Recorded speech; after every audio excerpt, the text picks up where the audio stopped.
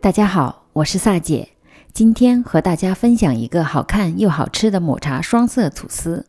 面团的配方在北海道牛奶吐司的基础上稍微做了调整，卷的时候加入了葡萄干，让这款吐司更适合作为早餐，享受双重的味觉体验。先来制作汤种，只需要高筋面粉和水，面粉和水的比例一般为1:5，小火加热，不断搅拌，让面粉溶于水里。汤种的最佳温度是65度，如果没有温度计，看到出现纹路，而且颜色表现为晶莹的白色浆糊状，就是最佳的状态。这个分量水部分蒸发之后，刚好做出来80克左右的汤种，盖上保鲜膜，完全凉透。在搅拌盆里倒入面粉、细砂糖、干酵母、盐，然后分别倒入其他湿性的材料，汤种、淡奶油、牛奶和鸡蛋液。鸡蛋就选一个小号的，连壳大约50到55克左右。除湿机低速先将面团中的干湿材料混合，大约2分钟之后见不到干粉，就改成中速。这个面团比较粘底，需要不时的刮一下搅拌盆壁和底部的面团。因为淡奶油里含有超过30%的脂肪，所以会阻碍面团起筋，需要花更长的时间。差不多搅拌了12分钟，面团基本已经不粘底了，开始出现粗膜，稍微一拉就会破。这时就可以放入软化的黄油，继续中速搅拌8分钟左右。等面团完全不粘底，而且变得非常柔软的时候，取一小块做手套膜的测试。慢慢向四周拉开，怎么拉也不容易破，捅破的话四周也是光滑的。向底部折叠成一个极其光滑的面团。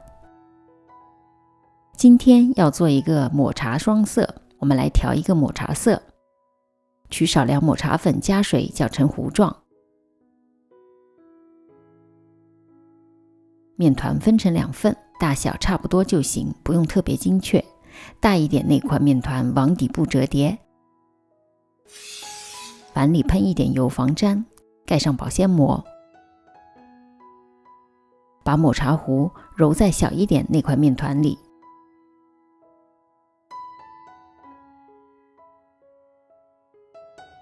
不断的搓揉，也可以用除湿机低速搅拌。面团开始会比较粘手，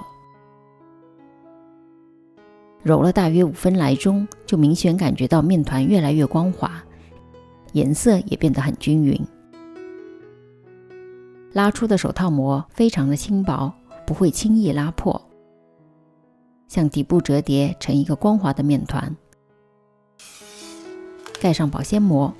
2个面团在25到30度的环境下醒发到2倍大，发酵所需要的时间根据温度而定。葡萄干洗干净，去掉杂质之后，浸泡大约30分钟，然后沥干水备用。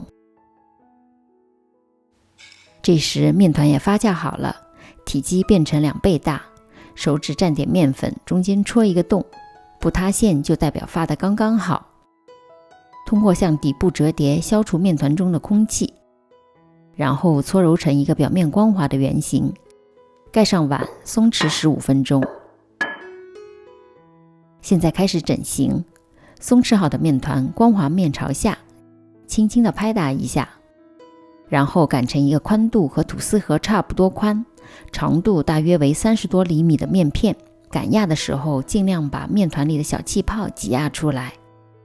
抹茶面团的操作也一样，不过宽度和长度都可以比白面团稍微窄一点点。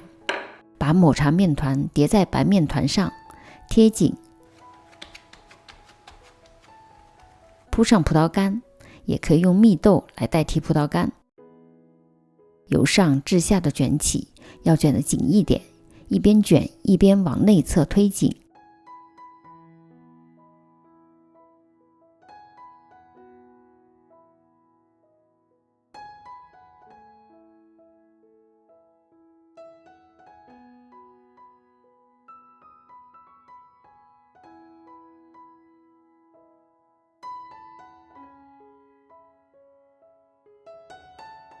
底部的封口位置要捏紧。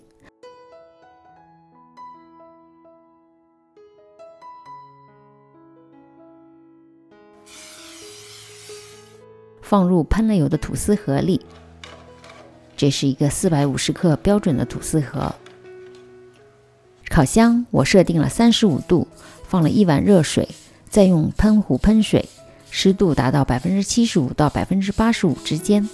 发酵过程中，如果发现烤箱里湿度不够高了，就要隔10几分钟喷一次水，只有保证足够的湿度，才能让面团表面不会干化，从而得到很好的膨胀。等面团发酵到差不多9分满，面团最高的部分离模具边缘大约1公分的距离的时候，就可以取出，盖上盖。如果高度不够，烤出来的吐司就不会显示漂亮的直角；如果过高，吐司盖子就无法顺利的盖上。预热烤箱至200度，等温度到了，放入中下层烤38分钟。具体烤制的时间和温度，请大家都要根据自己烤箱的情况和吐司盒的厚度来决定。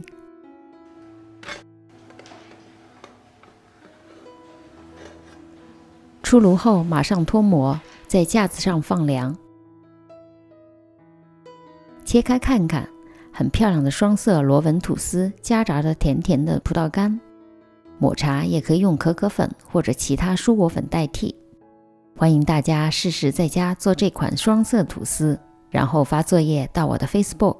我是萨姐，如果您喜欢我的视频，别忘了点赞和订阅，有问题也可留言给我。其他视频请进入萨姐的南腔北调观看。我们下集再见。